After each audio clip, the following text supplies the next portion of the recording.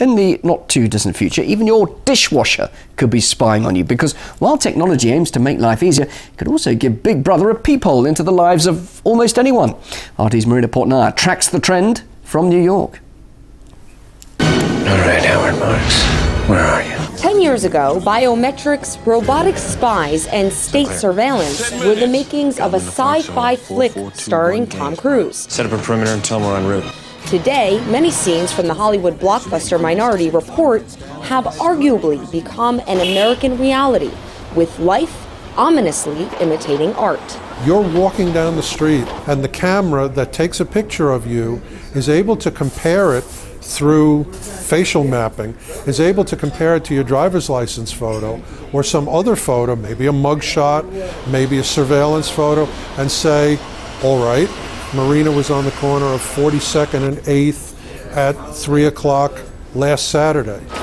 In addition to facial recognition, New York City's police department is just one of many law enforcement agencies that also requires citizens to undergo an iris scan before being released from police custody.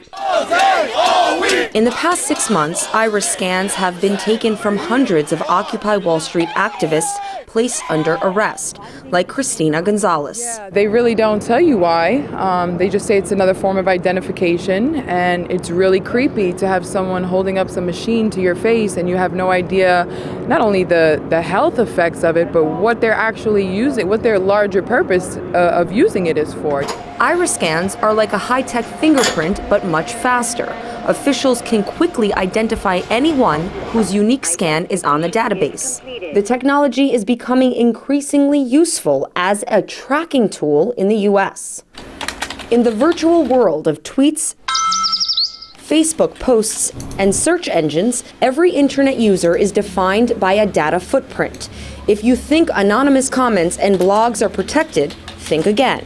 Through the use of what's called forensic linguistics, U.S. investigators can now uncover whose fingers are behind every single keystroke. If I have a large enough sample of your writing and your posting, I can take it and compare it. I can input it into a database and send that database a bot out using that information, finding every other post you ever did. The digital data trail of every American will soon be connected to a massive building in Utah.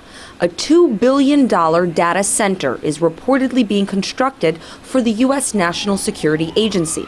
The complex will allegedly be able to collect, analyze, and store all forms of personal communication, including online purchases, cell calls, Google searches, and yes, private messages. So they're actually looking at de-encrypting all of the data that comes out. So, for example, when you use Gmail, all your emails are encrypted by default.